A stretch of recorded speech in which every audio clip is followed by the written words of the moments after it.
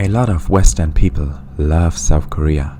The cities never sleep, the beauty standard is high, and everything is extremely cute. Some people love it so much that they want to move there and live their dream. However, today I want to show some examples why Korea isn't as lovely as it seems on the outside.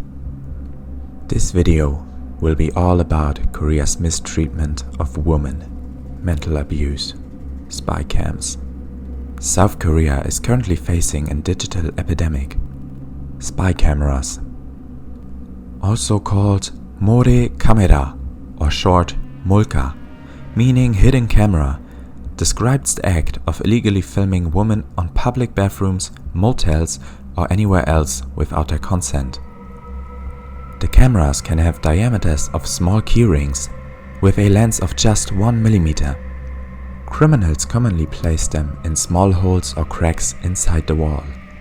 After collecting all the footage, perpetrators will upload it on social media or sell it elsewhere online. Because of Korea's highly digitalized society, it is very easy to circulate the footage, but nearly impossible to remove it. Since 2011, mulka crimes increased rapidly. Between 2010 and 2011, there have been around 1,400 cases alone. More recent data shows nearly 7,000 cases in the year of 2018. However, the first known cases go back to 1997. Back then, a shopping mall installed cameras inside of women's bathrooms to seemingly prevent shoplifting. Also, the recording and circulation of revenge porn is one of the most widespread forms of harassment by former lovers in Korea. This is why mulka has become a prominent point of feminist protests and Me Too movement in South Korea. Sadly, the prosecution rate of those criminals is very low, and the punishment is weaker than the law states. Women and critics say that mulka is a product of distorted gender violence against women in South Korea. It also shows major flaws in Korea's law enforcement system. Another very common way of producing mulka footage is filming women on stairs in subways. As a result of that, Korean smartphone manufacturers are forced to implement a loud shutter noise when taking pictures. But as I mentioned earlier, smaller spy cams are more usual nowadays. As a measurement against those crimes, the Seoul city government announced in September 2018 to increase public bathroom inspections. Previously, 50 employees were checking the 22,000 bathrooms just monthly. Now it is 8,000 employees on a daily basis. However, the government claims they haven't actually found any device since 2016. According to the police, many spy cams are installed for short periods of time, some just for 15 minutes. This insanely short detection window makes it near impossible to detect anything if the checkup is done once per day. The hidden cameras in motel rooms are a little different. It is rather sexual instead of just capturing the women's bodies alone, like the mulka in public bathrooms does. Very common places for hidden cameras are hairdryer holders, satellite boxes, and any small unrecognizable place, hard to find for the naked eye. A heavy case of cameras inside motel rooms took place in March 2019. Over a 3-month period, nearly 800 women have been secretly recorded and streamed over the internet.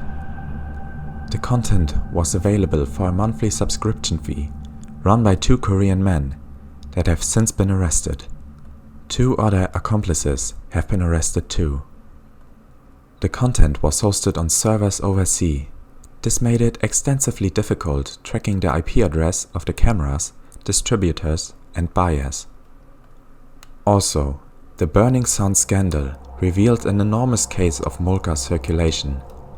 Celebrities like singer Joon-young and ex-K-pop idol jong-hoon secretly recorded videos of them having intercourse with women without their knowledge.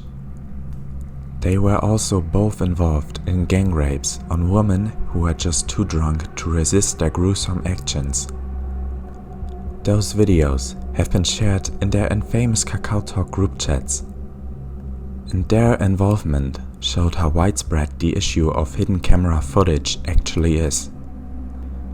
The Burning Sun scandal just kept fueling the discussion about those horrific issues and violence against women in general.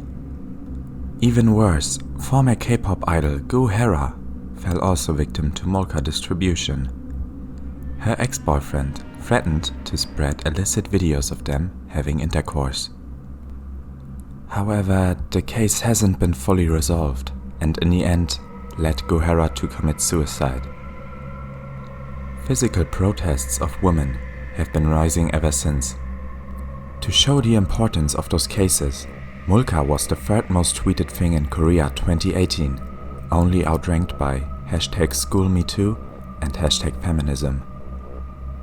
In May 2018, President Moon Jae-in acknowledged Molka as part of daily life for Koreans and continued claiming that there should be greater punishment for all offenders.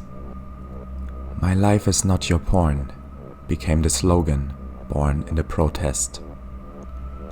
Article 14 of the Act on Special Cases Concerning the Punishment of Sexual Crimes lists taking or distribution of unauthorized pictures or videos as crime. Several laws state that Molka can result in up to 5 years of jail time or fines up to 30 million won. While Molka technically is a crime, the punishment remains very vague.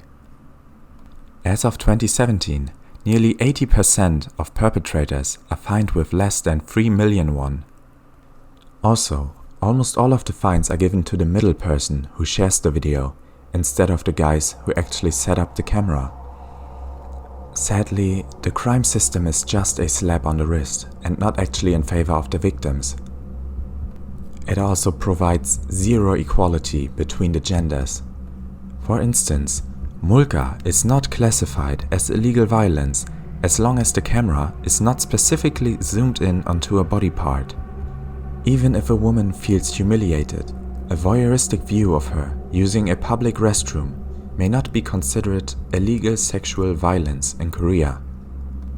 Even more, in some cases, police even let the offender go because the crime was lacking physical violence.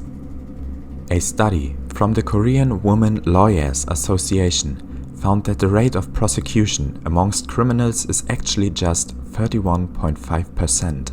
Of those, only 9.1% receive a jail sentence.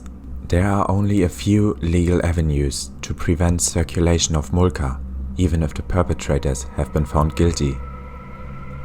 The ongoing development of technology and the permanence of online media makes it near impossible for the victims to recover. All of this just shows the incompetence of the government and authorities in their work against crimes involving sexual violence against women. The pressure every single woman has to go through, it's unimaginable. It needs to change right now. And I advise you to make an effort. No matter where you are from, women are just as much human as you are. They deserve the same rights, same treatment, and the same safety as everyone else. We live in the 21st century. This behavior has no place in our society anymore. Anyways, thank you for listening and stay safe.